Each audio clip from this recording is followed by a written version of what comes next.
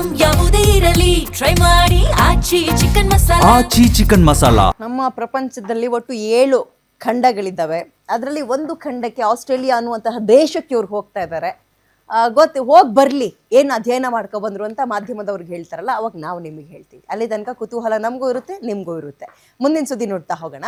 RSS ದೆವ್ವ ಮತ್ತು ದೆವ್ವದ ನೆರಳು ಅನ್ನೋ ಸ್ಟೇಟ್ಮೆಂಟ್ಗೆ ತೀವ್ರ ವಿರೋಧ ವ್ಯಕ್ತವಾಗ್ತಾ ಇದೆ. ತನ್ನ ಹೇಳಿಕೆಯನ್ನ ಈಗಲೂ ಕೂಡ ಪ್ರಿಯಾಂಕ ಖರ್ಗೆ ಸಚಿವರು ಸಮರ್ಥನೆ ಮಾಡ್ಕೊತಾ ಇದ್ದಾರೆ. ದೇಣಿಗೆ ಪಡೆಯುವ ಸಂಘಟನೆ ರಿಜಿಸ್ಟರೇ ಆಗಲ್ಲ ಅಂದ್ರೆ ಕಾನೂನು ವಿರುದ್ಧ ಅಲ್ವೇನ್ರಿ ಇದು ಅಂತ ಕೇಳ್ತಾ ಇದ್ದಾರೆ.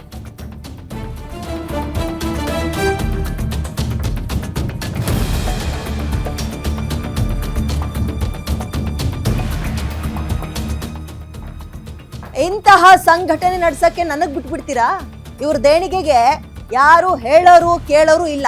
ಇವ್ರು ಏನ್ ಸಾಧನೆ ಮಾಡಿದ್ದಾರೆ ಅಂತ ಇವ್ರು ಇಷ್ಟೊಂದು ಪ್ರೊಟೆಕ್ಟ್ ಮಾಡ್ತಾ ಇದ್ದಾರೆ. ನಾನ್ ಪ್ರಶ್ನೆ ಕೇಳ್ತಾ ಇರೋದು ಸಂಘಟನೆಗೆ ಪ್ರಶ್ನೆ ಕೇಳಿದ್ರೆ ಬೇರೆಯವ್ರು ಯಾಕೆ ಉತ್ತರ ಕೊಡ್ಬೇಕು?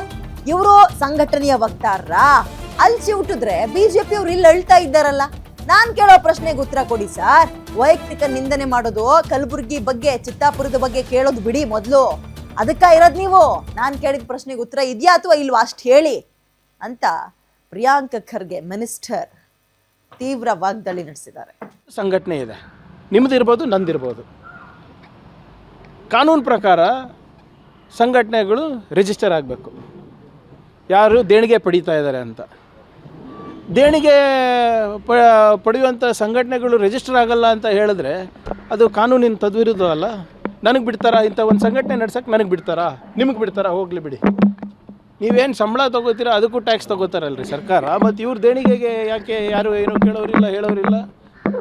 ಆಮೇಲೆ ಇವ್ರು ಏನು ಸಾಧನೆ ಮಾಡಿದ್ದಾರೆ ಅಂತ ಇವ್ರಿಗೆ ಇಷ್ಟು ಪ್ರೊಟೆಕ್ಟ್ ಮಾಡ್ತಾ ಇದ್ದಾರೆ. ಆಮೇಲೆ ನಾನು ಕೇಳ್ತಾ ಇರೋದು ಪ್ರಶ್ನೆ ಸಂಘಟನೆಗೆ, ಸಂಘಕ್ಕೆ.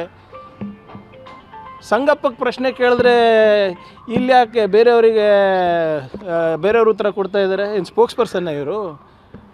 ಅಲ್ಲಿ ಚಿವುಟಿದ್ರೆ ಇಲ್ಲಿ ಹೇಳ್ತಾ ಇದ್ದಾರಲ್ಲ ಬಿ ಜೆ ಪಿನವರು. ಆಮೇಲೆ ನಾನು ಕೇಳೋ ಪ್ರಶ್ನೆಗೆ ಉತ್ತರ ಕೊಡಿ ಸರ್.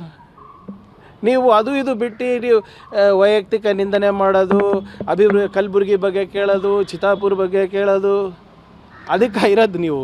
ನಾನು ಕೇಳಿರೋ ಪ್ರಶ್ನೆಗೆ ಉತ್ತರ ಇದೆಯಾ ಇಲ್ಲ ಅಷ್ಟೇ ಹೇಳಿ. ಇಲ್ಲ ಅಂದರೆ ಹೇಳ್ಬಿಡಿ, ಇಲ್ಲಪ್ಪ ನಾವು ರಿಜಿಸ್ಟರ್ ಆಗೋದಿಲ್ಲ. ಅದಕ್ಕೆ ಕಾನೂನು ತರ್ತೀವಿ. ಕಾನೂನು ತಂದಮೇಲೆ ರಿಜಿಸ್ಟರ್ ಆಗಿ. ಏನು ಇಡೀ ರಾಷ್ಟ್ರಕ್ಕೆ ಒಂದು ನಿಯಮ, ನಿಮಗೊಂದು ನಿಯಮ ಇರೋಕ್ಕೆ ಸಾಧ್ಯ ಆಗುತ್ತಾ?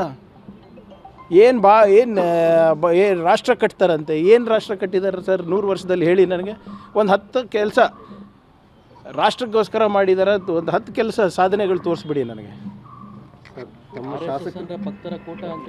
ಯಾರ್ದು? RSS ಅಂದ್ರೆ ಭಕ್ತರ ಕೂಟ ಅಂತ. ಯಾವ ಭಕ್ತರಿ?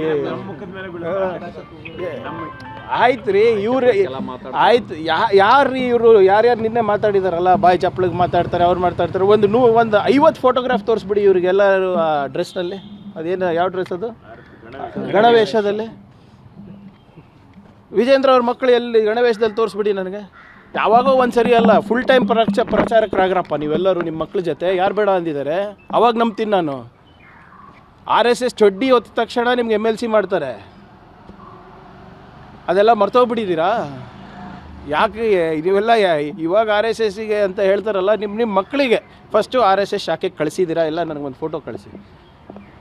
ಫುಲ್ ಟೈಮ್ ಪ್ರಚಾರಕ್ಕೆ, ಸುಮ್ಮನೆ ಪಾರ್ಟ್ ಟೈಮ್ ಅಲ್ಲ. ಯಾವುದಾದ್ರೂ ಒಂದು ವಿಶೇಷವಾದಂಥ ದಿನಕ್ಕಲ್ಲ, ಫುಲ್ ಟೈಮ್ ಪ್ರಚಾರಕ್ಕೆ ಮಾಡ್ತೀರಾ? ಅವ್ರು ಹೇಳ್ತಾ ಇದ್ದಾರಲ್ಲ, ದೇಶಭಕ್ತಿಗೆ ದೇಶ ಕಟ್ಟಬೇಕು ಅಂದರೆ ನೀವು 3 ಮಕ್ಕಳು ಹಡಿಬೇಕು ಅಂತ. ಅವ್ರು ಯಾಕೆ ಬ್ರಹ್ಮಚಾರಿಗಳಿದ್ದಾರೆ ಇವರೆಲ್ಲರೂ? ಮತ್ತು ಇವ್ರದ್ದೆಲ್ಲ 3 ಮಕ್ಕಳಿದ್ದಾರೆ ನೋಡಿರಿ, BJP ಮಕ್ಕಳು ಎಲ್ಲ. ಇದು ಫಸ್ಟ್ ಆಫ್ ಆಲ್ ಇವ್ರು ಯಾರು ಗೋಮೂತ್ರನೂ ಕುಡಿಯಲ್ಲ, ಗೋಶಾಲೆಗೆ ಹೋಗಲ್ಲ, ಧರ್ಮ ರಕ್ಷಣೆಗೂ ಹಿಡಿಯಲ್ಲ. ಬರೀ ತ್ರಿಶೂಲ್ ದೀಕ್ಷೆ ಕೊಡೋದೇ ಇವ್ರ ಕೆಲಸ ಹೊರತು ಬೇರೆದೇನೂ ಇಲ್ಲ. ಉತ್ತರ ಕೊಡಲಿ ಸ್ವಾಮಿ. ಇದಕ್ಕೆಲ್ಲ ಉತ್ತರ ಕೊಟ್ಟಾಗ ನಾವು ಹೇಳ್ಬೋದು. ಸುಮ್ಮನೆ ಬಾಯಿ ಚಪ್ಪಳಕ್ಕೆ ಮಾತಾಡ್ತಾಯಿದ್ರಿ. Is it wrong to ask for an organisation to be registered? ಒಂದು ಸಂಘಟನೆ ಇದೆ, ನಿಮ್ಮದಿರ್ಬೋದು, ನಂದಿರ್ಬೋದು. ಕಾನೂನು ಪ್ರಕಾರ ಸಂಘಟನೆಗಳು